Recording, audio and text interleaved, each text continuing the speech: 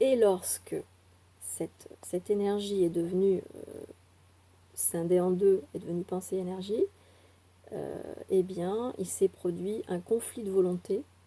On appelle ça un rapport de force, mais à l'intérieur de la même personne, un rapport de force qui va se refléter effectivement dans les rapports de force extérieurs. C'est juste un miroir. Mais le premier rapport de force, c'est vraiment en soi qu'il se produit et qu'il perdure même dans le conflit extérieur. Et qui renforce les conflits extérieurs, bien entendu. Parce que plus on va dans la pensée, la réflexion et dans la conformité à l'extérieur, et plus on est en conflit intérieur, plus c'est violent. Plus on est donc en suradaptation et en hyperstress. Et plus notre conflit intérieur va créer un burn-out, va avoir des chances de créer un burn-out. Donc c'est la confrontation donc, de deux volontés à l'intérieur de soi.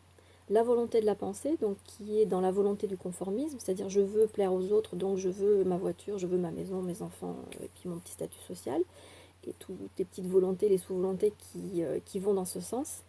Et la volonté du corps, qui est une volonté qui n'a jamais été respectée, la volonté de l'énergie primale, primordiale, qui n'a jamais été respectée ou très peu respectée, et qui se révolte quand on a atteint la suradaptation et l'hyperstress. Elle peut se révolter sous la forme d'une maladie, d'un cancer ou autre chose, ou simplement d'un burn-out, qui est une phase intermédiaire qui est relativement grave, mais qui n'est pas encore mortelle. Donc c'est le moment où on peut se réveiller et remettre les choses en ordre. Voilà. Et entamer ce process effectivement de réunion des deux volontés, c'est-à-dire de la volonté primale avec la volonté sociale.